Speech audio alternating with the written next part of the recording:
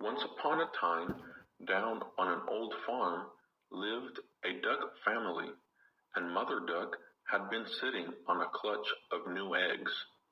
One nice morning, the eggs hatched and out popped six chirpy ducklings. But one egg was bigger than the rest, and it didn't hatch. Mother Duck couldn't recall laying that seventh egg. How did it get there? Tock tock, the little prisoner was pecking inside his shell. Did I count the eggs wrongly? Mother Duck wondered, but before she had time to think about it, the last egg finally hatched. A strange-looking duckling with gray feathers that should have been yellow gazed at a worried mother.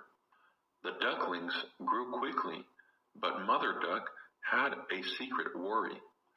I can't understand how this ugly duckling can be one of mine, she said to herself, shaking her head as she looked at her last born. Well, the gray duckling certainly wasn't pretty, and since he ate far more than his brothers, he was outgrowing them. As the days went by, the poor ugly duckling became more and more unhappy. His brothers didn't want to play with him. He was so clumsy, and all the farmyard folks simply laughed at him. He felt sad and lonely, while Mother Duck did her best to console him. Poor little duckling, she would say, why are you so different from the others? And the ugly duckling felt worse than ever. He secretly wept at night. He felt nobody wanted him. Nobody loves me. They all tease me. Why am I different from my brothers? Then, one day, at sunrise, he ran away from the farmyard. He stopped at a pond and began to question all the other birds. Do you know any ducklings with gray feathers like mine? But everyone shook their heads in scorn. We don't know anyone as ugly as you. The ugly duckling did not lose heart, however, and kept on making inquiries. He went to another pond where a pair of large geese gave him the same answer to his question. What's more, they warned him, don't stay here. Go away. It's dangerous.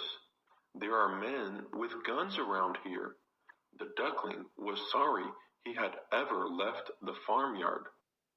Then, one day, his travels took him near an old countrywoman's cottage. Thinking he was a stray goose, she caught him. I'll put this in a hutch. I hope it's a female and lays plenty of eggs, said the old woman, whose eyesight was poor. But the ugly duckling laid not a single egg. The hen kept frightening him. Just wait. If you don't lay eggs, the old woman will wring your neck and pop you into the pot.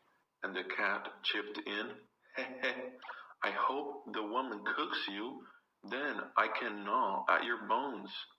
The poor ugly duckling was so scared that he lost his appetite, though the old woman kept stuffing him with food and grumbling, if you won't lay eggs, at least hurry up and get plump. Oh, dear me, moaned the now terrified duckling. I'll die of fright first. And I did so hope someone would love me. Then, one night, finding the hutch door ajar, he escaped. Once again, he was all alone. He fled as far away as he could, and at dawn he found himself in a thick bed of reeds. If nobody wants me, I'll hide here forever. There was plenty of food, and the duckling began to feel a little happier, though he was lonely. One day, at sunrise, he saw a flight of beautiful birds white, with long slender necks, yellow beaks, and large wings. They were migrating south.